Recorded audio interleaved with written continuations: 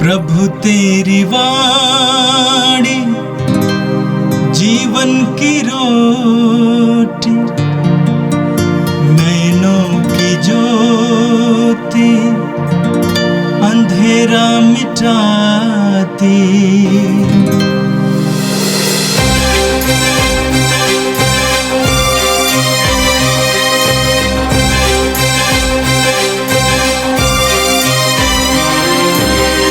प्रभु तेरी वाणी जीवन की रोटी, नैनों की ज्योति अंधेरा मिटाती। प्रभु तेरी वाणी जीवन की रोटी, नैनों की ज्योति अंधेरा मिटाती। वाणी वाणी वाणी वाणी वाणी पवित्र है, शाश्वत है, जीवन का मन्ना है। 21 जुलाई मंगलवार। पहला पाठ नबी मिक्का का ग्रंथ, अध्याय 7, पद संख्या 14 से 15, 18 से 20। तू अपना डंडा लेकर अपनी प्रजा, अपनी विरासत की भेड़ें चराने की कृपा कर। वे जंगल और बंजर भूमि में अकेले ही पड़ी हुई है। प्राचीन काल की तरह उन्हें बासन तथा गिलियाद में चरने दे। जिन दिनों तू हमें मिस्र से निकाल लाया, उन्हीं दिनों की तरह हमें चमत्कार दिखा।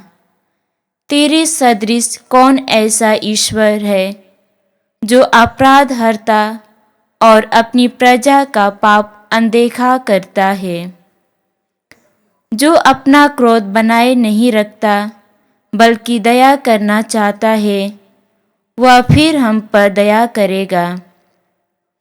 हमारे अपराध पैरों तले रौंद देगा और हमारे सभी पाप हरने समुद्र में फेंकेगा। तू याकूब की अपनी प्रजा, सत्य प्रतिज्ञता और इब्राहिम के लिए अपनी दयालुता प्रदर्शित करेगा, जैसा कि तूने शपथ खाकर हमारे पूर्वजों से प्रतिज्ञा की है। यह प्रभु की वाणी है। संत मत्ती के अनुसार पवित्र सुसमाचार, अध्याय 12, वाक्य संख्या 46 से लेकर 50 तक। ईसा लोगों को उपदेश दे ही रहे थे कि उनकी माता और भाई आए। वे घर के बाहर थे और उनसे मिलना चाहते थे। किसी ने ईसा से कहा, देखिए, आपकी माता और आपके भाई बाहर हैं, वे आपसे मिलना चाहते हैं। ईसा ने उससे कहा, कौन है मेरी माता, कौन है मेरे भाई?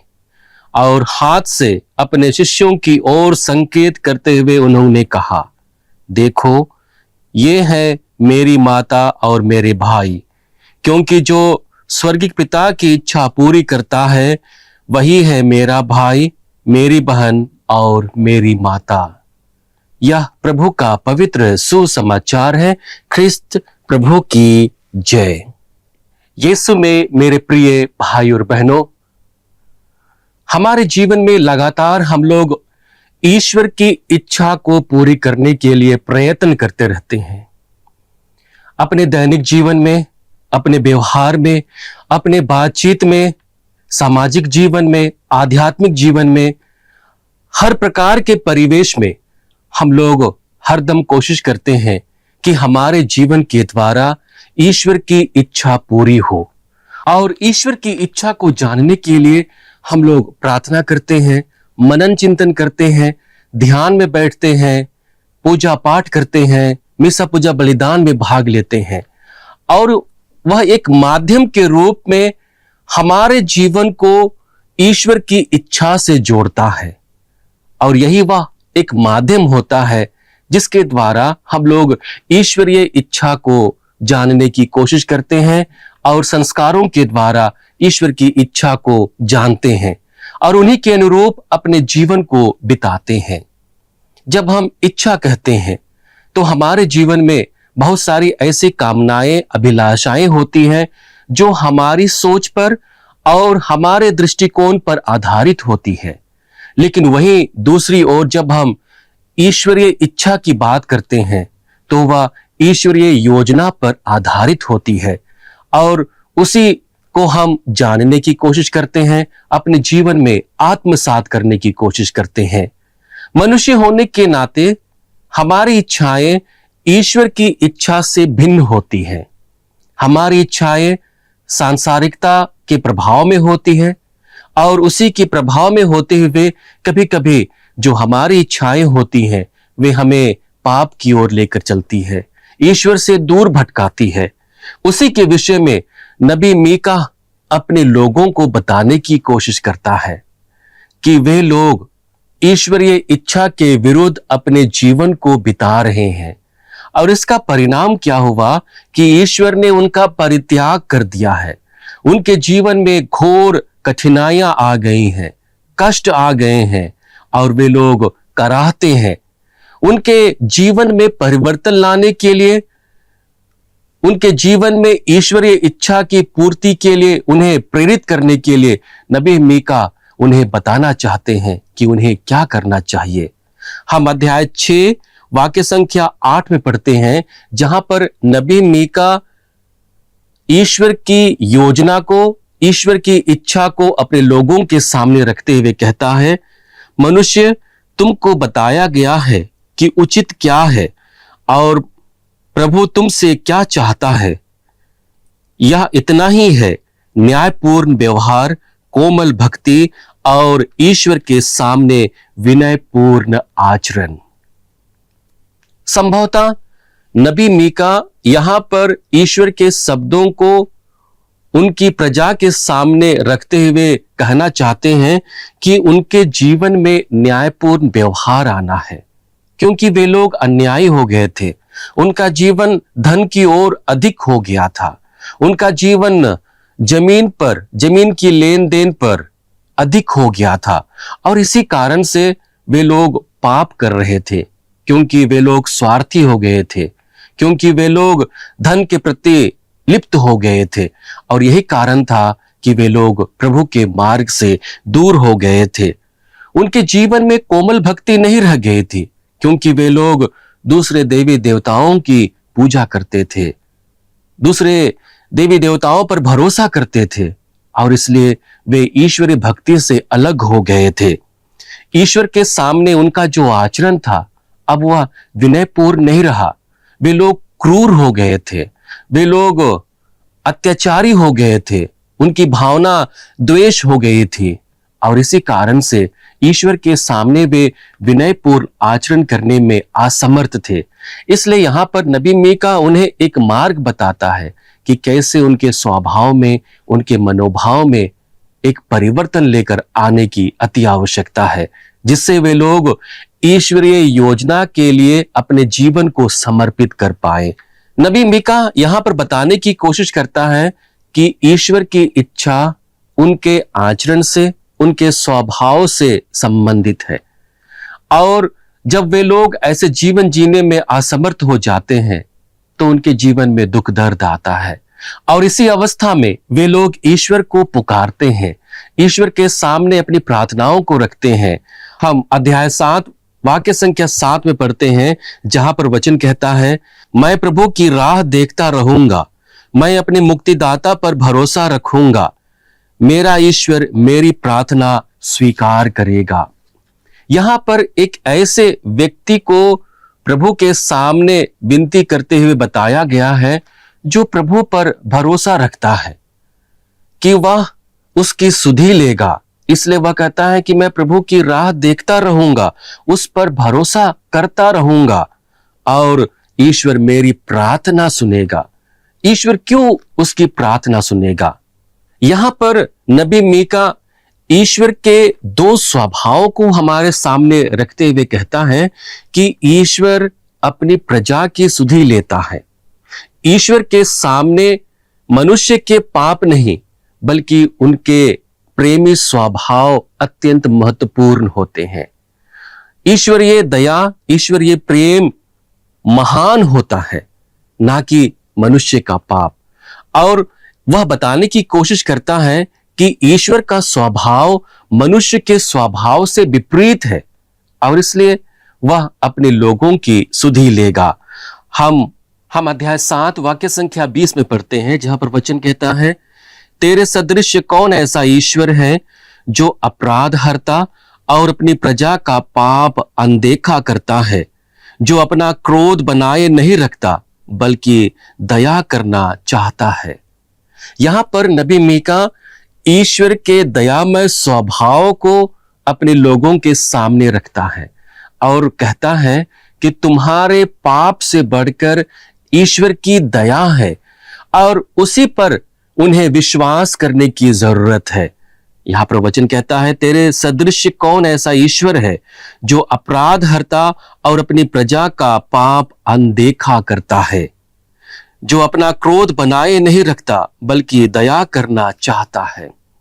और ईश्वर के उसी स्वभाव के लिए वह अपने लोगों को प्रेरित करता है कि उन्हें अपने मार्ग को त्याग देना चाहिए, ईश्वर पर विश्वास करना चाहिए कि वह उनकी सुधि लेगा, उनके पापों से उन्हें छुड़ाएगा और उसे अपने राज्य में प्रवेश करने देगा।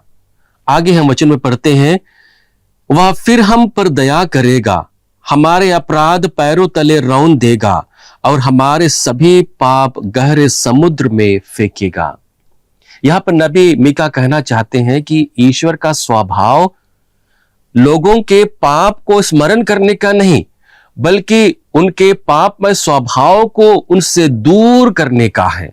और इसलिए यहां पर नबी मीका कहता है कि वह उनके पापों को समुद्र में फेंकेगा, वहां से वे सारे पाप दोबारा उनके पास नहीं आ सकते हैं। नबी मीका ईश्वर के दूसरे स्वभाव को हमारे सामने रखते हुए कहते हैं कि ईश्वर सत्य प्रतिज्ञा ईश्वर है। वह अपनी प्रतिज्ञाओं को सदैव याद रखता है और उन्हीं के अनुसार हमारी सुधि लेगा। हम अध्याय 7 वाक्य संख्या 20 में पढ़ते हैं, जहां पर वचन कहता है, तू याकूब के लिए अपने सत्य प्रतिज्ञता और इब्राहिम के लिए अपनी दयालुता प्रदर्शित करेगा, जैसा कि तूने शपथ खाकर हमारे पूर्वजों से प्रतिज्ञा की थी। यहां पर ईश्वर के द्वारा की हुई प्रतिज्ञा को अपने लोगों के सामने रखते हुए अपनी बातों को अंत करता है कि ईश्वर सत्य प्रतिज्ञा है, ईश्वर अपने लोगों की जरूर सुधि लेगा और इसलिए उन्हें पूर्ण विश्वास करते हुए ईश्वर की ओर अभिमुख होना है, ईश्वर की ओर वापस आना है। यीशु में मेरे प्रिय भाई और बहनों, हमारे जीवन में बहुत बार ऐसे अवसर आते हैं जब हम अपने आप को कोसते हैं, अपने आप को धिक्कारते हैं, क्योंकि हमारे स्वभाव गलत थे, हमारे स्वभाव पापमय थे। लेकिन इन सभी अवसरों में भी हमें अपनी निगाहें ईश्वर की ओर लगाए रखने के लिए नबी मीका एक अवसर देता है। हमें ईश्वर के स्वभाव को अपने जीवन में देखना है, ना कि हमारे मनोभाव को, हमारे स्वभाव को। और इसलिए ईश्वर के दयामय स्वभाव, ईश्वर के सत्य प्रतिज्ञता का स्वभाव हमारी सुधि लेगा। और जब ईश्वर हमारी सुधि लेता है तो हमें चाहिए कि हम उसकी इच्छा को अपने जीवन में पूरा करें। आज के सुसमाचार में प्रभु यीशु ईश्वर की इच्छा को पूरी करने का एक प्रतिफल हमें बताते हैं कि जो व्यक्ति ईश्वर की इच्छा पूरी करता है, उनका संबंध ईश्वर के साथ जुड़ जाता है। वे त्रिएक ईश्वर के साथ एक अस्थायी संबंध को बनाते हैं और जिनके कारण उनका रिश्ता ईश्वर के साथ सदैव जुड़ जाता है। हम देखते हैं कि प्रभु यीशु लोगों को प्रवचन दे रहे हैं और इसी के बीच उनकी माता और उनके भाई आते हैं और लोग यह संदेश उन तक पहुंचाते हैं कि बाहर आपकी माता और भाई खड़े हैं। यहां पर प्रभु यीशु इस अवसर को उन्हें शिक्षित करने के लिए लेते हैं। बहुत बार हम लोगों को लगता है कि यहां पर प्रभु यीशु अपनी माता का अवहेलना करता है, उसका तिरस्कार करता है, लेकिन यह अवसर प्रभु यीशु लेते हैं माता मरियम के रूप में उनके सामने एक जीवंत उदाहरण रखने के लिए। वह अपनी माता को लोगों के सामने एक जीवंत उदाहरण के रूप में रखते हैं कि एक व्यक्ति जो ईश्वर की इच्छा पूरी करता है वह कैसा हो सकता है, उसका स्वभाव कैसा हो सकता है, उसका संबंध ईश्वर के साथ कैसा हो सकता है। और इसलिए प्रभु यीशु कहते हैं, कौन है मेरी माता, कौन है मेरे भाई। और अपने शिष्यों की ओर निगाहें दौड़ाते हुए, उनकी ओर हाथें बढ़ाते हुए कहते हैं, देखो ये है मेरी माता और मेरे भाई, क्योंकि जो मेरे स्वर्गिक पिता की इच्छा पूरी करता है वही है मेरा भाई, मेरी बहन और मेरी माता। हम संत लूकस के सुसमाचार अध्याय 1 वाक्य संख्या 38 में पढ़ते हैं, जहां पर स्वर्गदूत के अभिवादन और उनके संदेश के प्रत्युत्तर में माता मरियम के वचन को रखा गया है, जहां पर माता मरियम कहती है, देखिए मैं प्रभु की दासी हूं, आपका कथन मुझ में पूरा हो जाए। वह पूर्ण रूप से ईश्वर की इच्छा के लिए अपने आप के जीवन को समर्पित कर देती है। ईश्वर की इच्छा उसके लिए सर्वे सर्वा होती है। प्रभु की उसी इच्छा को पूरी करते हुए आज वह प्रभु के सुसमाचार कार्य में उसकी सहायता करने पहुंची है। यीशु में मेरे प्रिय भाई और बहनों, ईश्वरीय इच्छा हमारे लिए सर्वे सर्वा होना चाहिए। हमें लगातार अपने जीवन में प्रयत्न करते रहना है कि हम सदैव ईश्वर की इच्छा के लिए अपने आप को माता मरियम की भांति समर्पित कर पाएं। आइए हम आज माता मरियम से विशेष कृपा की याचना करते हैं, उससे मध्यस्थ प्रार्थना करते हैं कि जैसे उन्हें प्रभु का बल मिला था ईश्वरीय इच्छा को पूरा करने के लिए, वही बल प्राप्त करने के लिए माता मरियम हम में से हर एक लोगों के लिए प्रार्थना करें, ताकि हम अपने जीवन में ईश्वरीय इच्छा के प्रति ईमानदार बने रहें, सदैव ईश्वर की इच्छा को अपने जीवन में पूरी कर सकें। हे सर्वशक्तिमान पिता परमेश्वर, धन्यवाद पिता आज के इस सुंदर दिन के लिए, तुझसे मिले हुए हर एक वरदानों के लिए पिता तुझे धन्यवाद देते हैं। धन्यवाद पिता तेरे प्यार के लिए, तेरी दया के लिए, तेरी कृपा के लिए, जो हमारे जीवन को सदैव अग्रसित करता है, हमें आगे बढ़ाते हुए तेरी इच्छा के लिए अपने आप को समर्पित करने का एक अवसर देता है। पिता, जिस प्रकार से तूने माता मरियम को चुनकर उसे अपने पुत्र की माता के रूप में चुना और वह ईश्वरी इच्छा के लिए अपने आप को समर्पित कर पाए, क्योंकि तूने उन्हें आशीर्वाद दिया। पिता, जिस प्रकार से तूने उन्हें आशीर्वाद दिया वही आशीष और कृपा हमें देना पिता, ताकि हम अपने जीवन में तेरी इच्छा को सदैव पूरी कर सकें, तेरी इच्छा को हम सदैव अपने जीवन में लगाए रखें और तेरी कृपा का माध्यम बन सके दूसरे लोगों के लिए भी जो लोग तुझसे दूर हो गए हैं। पिता, आज हम विशेष रूप से माता मरियम की मध्यस्थता द्वारा प्रार्थना करते हैं कि हमारे जीवन को स्पर्श करना, हमारे जीवन को अपने सानिध्य में लेकर के आना और हमें वह बल और बुद्धि प्रदान करना जिनके द्वारा हम सदैव तेरी इच्छा को अपने जीवन में पूर्ण कर सकें। हम यह प्रार्थना करते हैं हमारे प्रभु ख्रिस्त के द्वारा, आमीन। प्रभु तेरी वाणी जीवन की रोटी, नैनों की ज्योति अंधेरा मिटाती, वाणी वाणी वाणी वाणी वाणी पवित्र है, शाश्वत है जीवन का